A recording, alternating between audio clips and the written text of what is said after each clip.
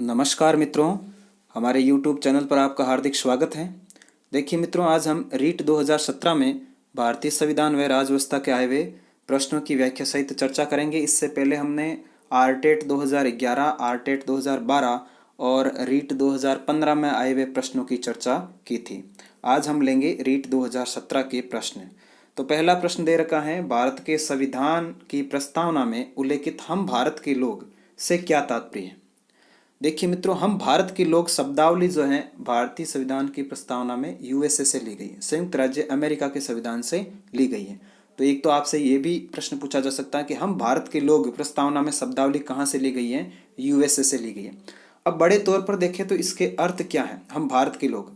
तो इसका पहला अर्थ यह है कि भारतीय संविधान का स्रोत जो है वो भारत की जनता है, भारत की जनता है। और दूसरा अर्थ इसका यह है कि इस संविधान का निर्माण जो किया है वो भारतीय जनता ने किया है।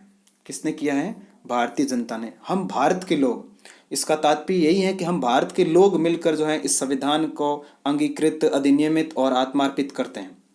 और अंतिम शक्ति जो है वो किस में निहित होगी? जनता में निहित होगी। अर्थात संप्रभु शक्ति भारत के लोगों में निहित होगी। किस में निहित होगी? भारत के लोगों में।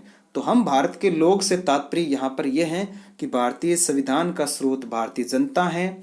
भारत की अंतिम शक्ति या संप्रभु शक्ति भारत की जनता में निहित होगी या भारत के लोगों में निहित होगी। तो इसका राइट आंसर हो जाता है बी, संप्रभुता भारत के लोगों में निहित होगी या निहित है। अगला प्रश्न लेते हैं हम। प्रश्न संख्या 2 है आपके, भारत के संविधान के किस अनुच्छेद के अंतर्गत अस्पृश्यता को समाप्त किया गया है। तो मौलिक अधिकारों से प्रश्न पूछा गया है, अस्पृश्यता का उन्मूलन या समाप्ति का उल्लेख किस अनुच्छेद में है। तो इसका राइट आंसर हो जाता है अनुच्छेद 17 में। अनुच्छेद 17 में अस्पृश्यता का उन्मूलन, छुआछूत पर रोक लगाई गई है। अनुच्छेद 16 में है लोक नियोजन में अवसर की समानता। लोक नियोजन में अवसर की समानता अर्थात सरकारी नौकरियों में सभी को क्या मिलेगा? अवसर मिलेगा। अनुच्छेद 18 में है उपाधियों का अंत, पदवियों का अंत या उपाधियों का अंत। और अनुच्छेद 19 में जो है आपके नागरिकों को 6 प्रकार की स्वतंत्रता दी गई है। वर्तमान में कितने प्रकार की स्वतंत्रता है? 6 प्रकार की। और मूल संविधान में 7 प्रकार की स्वतंत्रता थी, लेकिन वर्तमान में जो है अनुच्छेद 19 में 6 प्रकार की स्वतंत्रता है। 44वें संविधान संशोधन के द्वारा स्वतंत्रता जो थी संपत्ति के अर्जन, धारण और व्यय करने की स्वतंत्रता, उसको क्या कर दिया गया है? समाप्त कर दिया गया है। तो अगला प्रश्न लेते हैं। अगला प्रश्न है, भारत के संविधान के किस भाग में मौलिक कर्तव्यों को सन्निहित किया गया है। तो ये तो बार बार जो है आपके रीट में प्रश्न पूछा जा रहा है मूल कर्तव्यों से। तो मौलिक कर्तव्य आपको ढंग से याद कर लेने चाहिए, रट लेने चाहिए, और आगे प्रश्न भी पूछा जा सकता है। तो मौलिक कर्तव्यों को सन्निहित किया गया है भाग 4A में। भाग 4A में आपको पता है 42वें संविधान संशोधन के द्वारा 10 मूल कर्तव्य जोड़े गए थे सरदार स्वर्ण सिंह समिति की सिफारिश पर, और अनुच्छेद 51 के या ए के अंतर्गत। अगला प्रश्न है, भारतीय संविधान का अनुच्छेद 25 संबंधित है अंत्यकरण की स्वतंत्रता तथा किसी भी धर्म के पालन, अभ्यास और प्रचार की स्वतंत्रता, धर्म, मूलवंश, जाति, भाषा या इनमें से किसी के आधार पर कोई भेदभाव नहीं किया जाएगा, शिक्षा का अधिकार, अल्पसंख्यक संस्थाएं। तो अनुच्छेद 25 से लेकर 28 तक भारतीय संविधान में चौथे मौलिक अधिकार के अंतर्गत धार्मिक स्वतंत्रता का अधिकार दे रखा है। कौन सी स्वतंत्रता? धार्मिक स्वतंत्रता का अधिकार दे रखा है। तो यहाँ अनुच्छेद 25 पूछा गया है। तो अनुच्छेद 25 में जो है अंत्यकरण की स्वतंत्रता तथा किसी भी धर्म को मानने, उसके अनुरूप आचरण करने और उसका प्रचार प्रसार करने की स्वतंत्रता होगी सभी व्यक्तियों को। तो इसका राइट आंसर होगा ए, अंत्यकरण की स्वतंत्रता तथा किसी भी धर्म के पालन, अभ्यास और प्रचार की स्वतंत्रता। देखिए, धर्म, मूलवंश, जाति, भाषा या इनमें से किसी एक के आधार पर कोई भेदभाव नहीं किया जाएगा। इस बात का उल्लेख आपके आर्टिकल 29 में है। शिक्षा व संस्कृति के अधिकार के अंतर्गत अनुच्छेद 29 की धारा 2 में इस बात का प्रावधान है कि शैक्षणिक संस्थाओं में प्रवेश के समय धर्म, मूलवंश, जाति, भाषा या इनमें से किसी एक के आधार पर भेदभाव नहीं किया जाएगा। तो इस बात का उल्लेख है आपके अनुच्छेद 29(2) में। शिक्षा का अधिकार का उल्लेख मिलता है अनुच्छेद 21(a) में। अल्पसंख्यक संस्थाएं, इनका उल्लेख मिलेगा अनुच्छेद 30 में। अल्पसंख्यक संस्थाएं स्थापित करने का अधिकार अनुच्छेद 30 के अंतर्गत दिया गया है। अगला प्रश्न दे रखा है आपके, निम्न में से सामाजिक न्याय से संबंधित संवैधानिक प्रावधान नहीं है। सामाजिक न्याय से संबंधित संवैधानिक प्रावधान नहीं है। पहला ऑप्शन दे रखा है अनुसूचित जाति जनजाति हेतु सरकारी नौकरियों में आरक्षण। बिल्कुल सही है, संवैधानिक प्रावधान है अनुच्छेद 16(4) के अंतर्गत सरकारी नौकरियों में पिछड़े हुए वर्गों के लिए आरक्षण का प्रावधान कर रखा है। विधायिका में अनुसूचित जाति जनजाति हेतु आरक्षण बिल्कुल सही है। लोकसभा में अनुच्छेद 330 के अंतर्गत और विधानसभा में अनुच्छेद 332 के अंतर्गत एससी और एसटी के लिए आरक्षण का प्रावधान किया गया है। समान कार्य हेतु समान वेतन, देखिए नीति निर्देशक तत्वों में अनुच्छेद 39 घ में समान कार्यों के लिए समान वेतन का प्रावधान का उल्लेख कर रखा है। तो ये भी संवैधानिक प्रावधान है सामाजिक न्याय से संबंधित। बाल श्रम निषेध, बाल श्रम निषेध मौलिक अधिकारों में जो है अनुच्छेद 24, देखिए अनुच्छेद 23 में 24 शोषण के विरुद्ध अधिकार से संबंधित है और अनुच्छेद 24 में जो है जोखिम युक्त कार्यों में बालकों के नियोजन का प्रतिषेध होगा, इस बात का उल्लेख है। और इसी के तहत संसद ने बाल श्रम निरोधक अधिनियम 1986 बनाया। तो ये भी अनुच्छेद 24 के अंतर्गत संवैधानिक प्रावधान है। अब आप सोच रहे होंगे तो ये तो चारों ही सही है। बिल्कुल, ये चारों ही संविधान में जो है सामाजिक न्याय से संबंधित संवैधानिक प्रावधान से संबंधित हैं। और इस प्रश्न में जो है रीट 2017 में बोनस दिया गया। इस प्रश्न में सबको बोनस अंक दिया गया।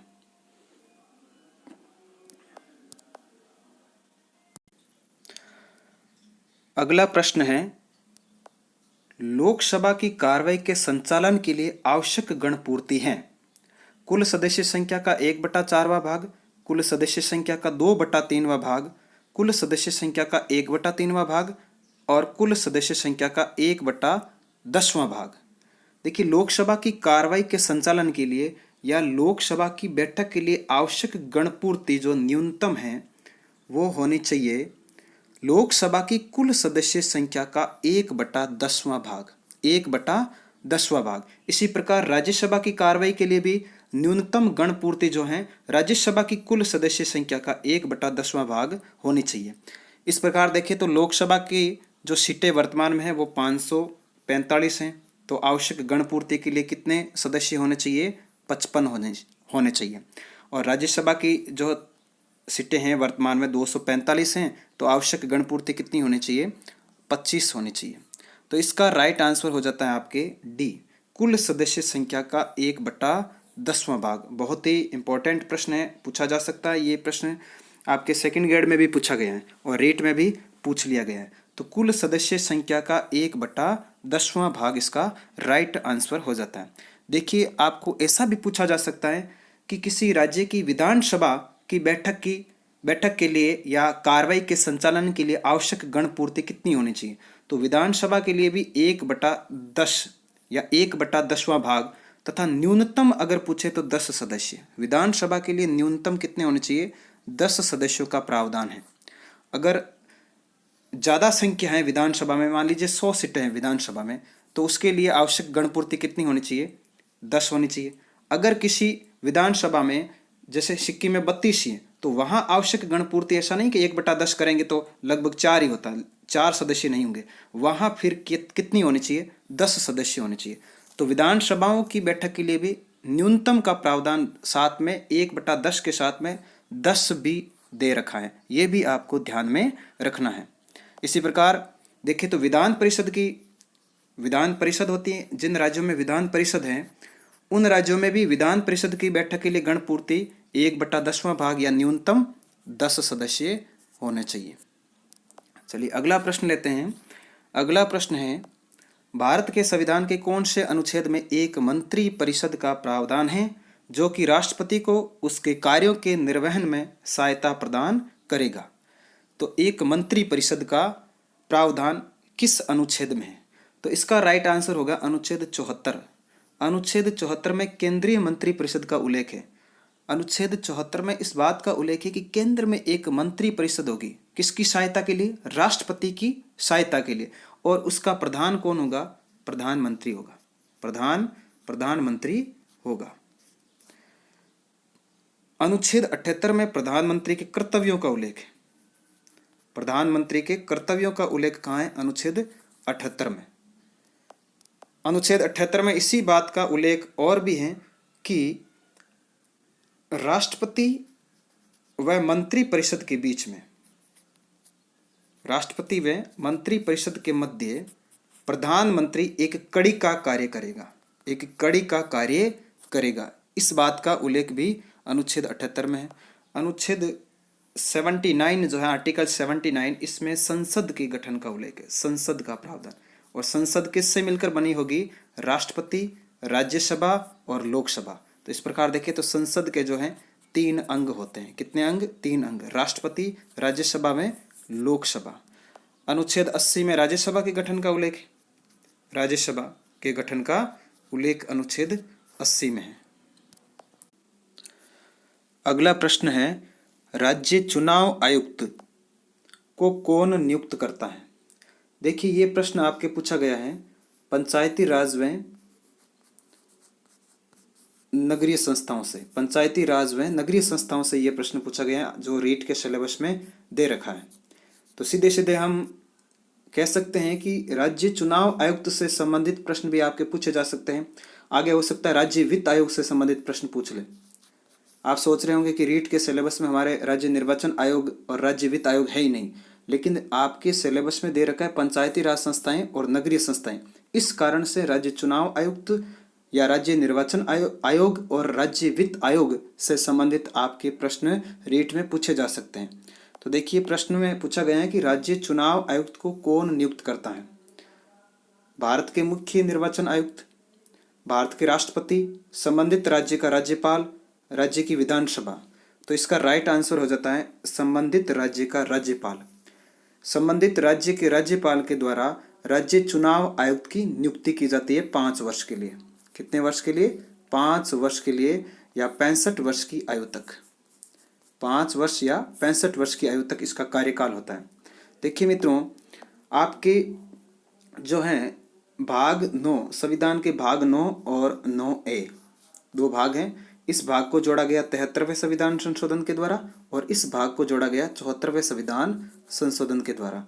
भाग 9 में पंचायती राज संस्थाएं, भाग 9 में पंचायती राज संस्थाएं और भाग 9A में नगरीय संस्थाओं का प्रावधान है संविधान में। पंचायती राज संस्थाओं और नगरीय संस्थाओं के चुनावों को संपादन करवाने के लिए या चुनावों का जो है संपादन निरीक्षण करवाने के लिए राज्य निर्वाचन आयोग का गठन किया गया है।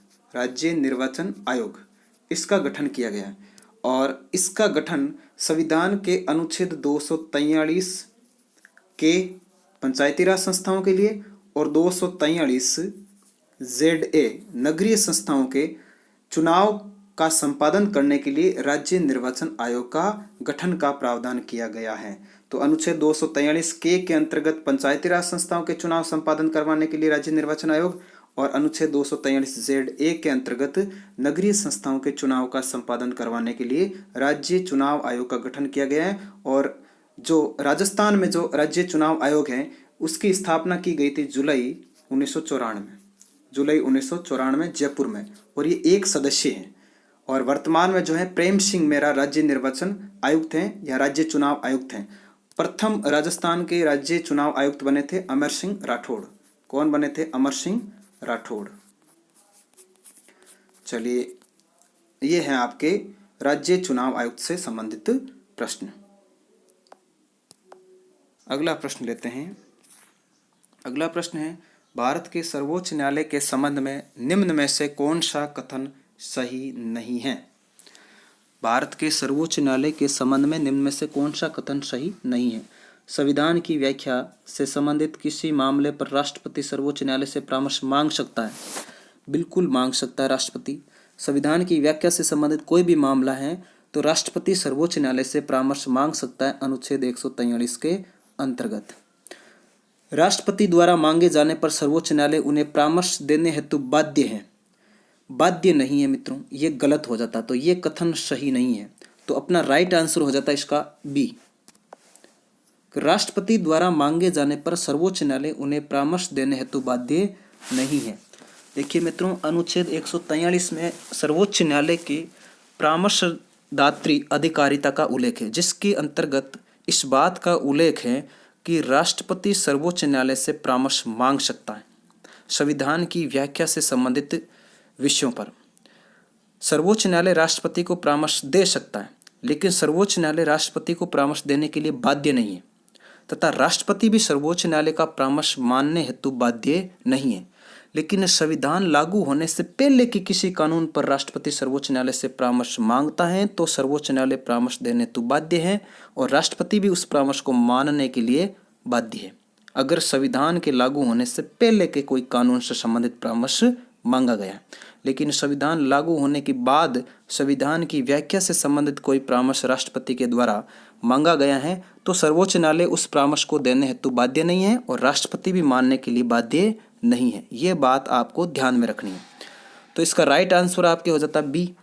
देखो, सी में देर का राष्ट्रपति सर्वोच्च न्यायालय द्वारा दिए गए परामर्श को मानने हेतु बाध्य नहीं है। बिल्कुल सही है, बाध्य नहीं है। सर्वोच्च न्यायालय के परामर्श अनुसार सरकार प्रस्तावित विधेयक में आवश्यक संशोधन कर सकती है।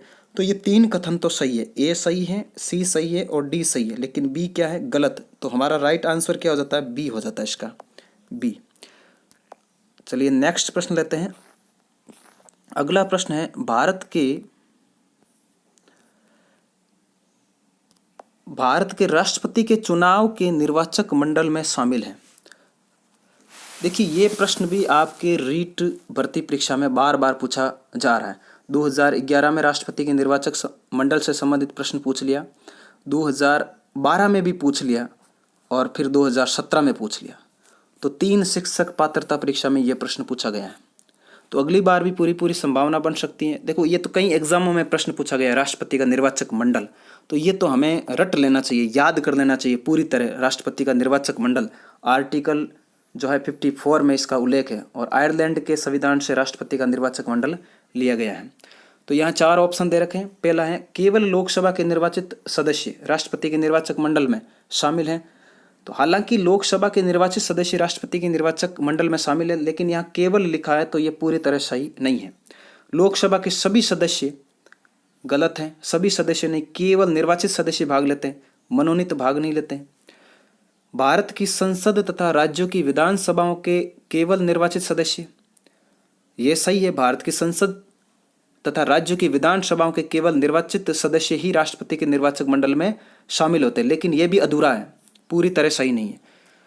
डी दे रखा है आपके, भारत की संसद तथा राज्यों की विधानसभाओं और दिल्ली और पुडुचेरी के संघ शासित प्रदेशों के केवल निर्वाचित सदस्य। तो ये सही हो जाता है, आपके राइट आंसर हो जाता है राष्ट्रपति के निर्वाचक मंडल से संबंधित। तो पूरा निर्वाचक मंडल देखिए तो राष्ट्रपति का निर्वाचक मंडल देखो, संसद के सभी निर्वाचित सदस्य, संसद में लोकसभा और राज्यसभा दोनों शामिल है, और राज्यों की विधानसभाओं के, ध्यान रखना, विधानसभाओं के, न कि विधान मंडल, न कि विधान परिषद, केवल विधानसभा, राज्यों की विधानसभाओं के सभी निर्वाचित सदस्य, और साथ में दिल्ली और पुडुचेरी की विधानसभाओं के सभी निर्वाचित सदस्य राष्ट्रपति के निर्वाचक मंडल में शामिल होते हैं। तो ये थे आपके रीट 2017 के प्रश्न जो भारतीय संविधान से पूछे गए थे। ये काफी अच्छे प्रश्न थे।